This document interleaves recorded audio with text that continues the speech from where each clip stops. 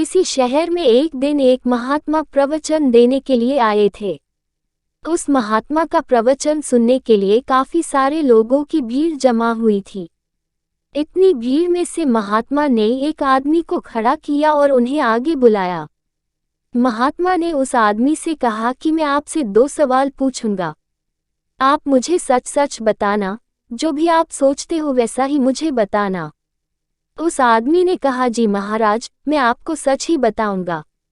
उस महात्मा ने उससे पहला सवाल ये पूछा कि अगर कोई सुंदर लड़की बाजार में आपको दिखे तो क्या आप उसे पलट कर देखेंगे? उस आदमी ने कहा, जी जरूर, उस वक्त अगर मेरे साथ मेरी बीवी ना हो तो मैं पलट कर जरूर देखूंगा। उस आदमी का ये जवाब सुनकर प्रवचन में हाजिर पब्लिक हंसने लगती है। तभी महात्मा जी ने उस आदमी से पूछा कि आपको उस लड़की का चेहरा कब तक याद रहेगा? उस आदमी ने कहा, मुझे वो चेहरा तब तक याद रहेगा जब तक मैं उससे सुंदर लड़की न देख लूं। उस आदमी का ये जवाब सुनकर वहां हाजिर लोग फिर से हंसने लगते हैं।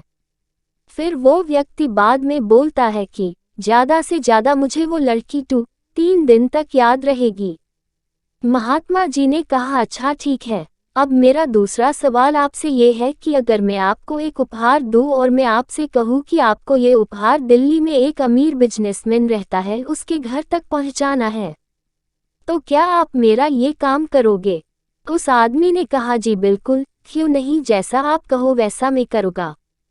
तभी महात्मा ने कहा, आप वहां उसके घर पर जाते हो, बाहर एक गार्ड आपके लिए खड़ा होगा, वो अंदर जाके अपने मालिक से आपके बारे में बताएगा। वो बिजनेसमैन अपने सब काम छोड़कर आपसे मिलने के लिए बाहर आएगा। सिर्फ इतना ही नहीं, वो बाहर आकर आपसे उपहार लेके आपको अंदर आने के लिए कहता है और आपके मना करने के बावजूद भी वो आपको अपने घर में लेकर ही जाता है।